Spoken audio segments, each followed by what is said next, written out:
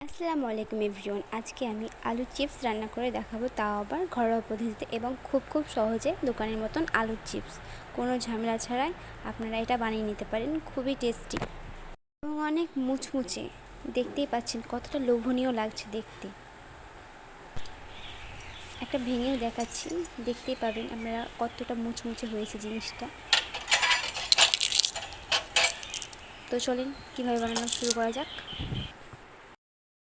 তো এখানে আলুগুলোকে কাটা হচ্ছে। আপনারা চাইলে কম বেশি করে আলুগুলো নিতে পারেন, বাট আমার পক্ষে বেশি নেওয়াই ভালো, কারণ এটা রোদে শুকিয়ে বয়মে ভরে রাখা হবে। পরে আপনারা পরিমাণ মতো সবগুলো ভাজতে পারেন, আবার অল্প অল্প করে ভাজতে পারেন। তো আমি এখানে মোট 6 থেকে 7টা আলু নিয়ে নিয়েছি। তো এগুলোকে ছিলে নিই। তো আমাদের এখানে ছিলা কমপ্লিট। এবার এগুলোকে কাটা হবে। তো এখানে আপনারা চাইলে একটা প্লেট করে চাষা থাকে না, ওইটাতে চাষতে পারেন, আবার বটি দিয়েও করতে পারেন। তো আমরা এখানে বটি দিয়ে পাতলা পাতলা করে কাটার চেষ্টা করছি। তো এখানে আমার আম্মু কাটছে, আমি পারি না, কারণ এত পাতলা আমার পক্ষে সম্ভব না। তো আমি পারছি না, তার জন্য এখানে আম্মু কাটছে।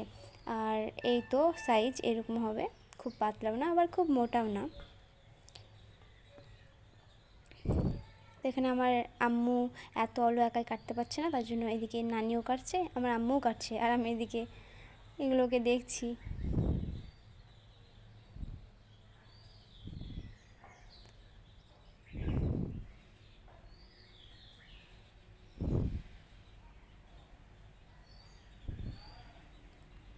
তো এখানে আমাদের আলু কাটা কমপ্লিট। এবার এগুলোকে ধুয়ে নিব।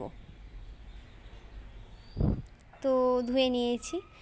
একটা হাঁড়িতে কিছু সামান্য পরিমাণ লবণ এবং একটু হলুদ গুঁড়ো দিয়ে দিব। আপনারা চাইলে হলুদটা স্কিপ করতে পারেন, আর চাইলে দিতেও পারেন। তো হালকা নেড়ে আমি এখানে 3 থেকে 4 মিনিট মতো ফুটিয়ে নেব, খুব বেশি ফোটাবো না। তো ফুটে নেওয়ার পর দেখতে পাচ্ছেন কতটা সুন্দর এখানে কালার আসছে। তো এবার এগুলোকে রোদে শুকোতে দেব।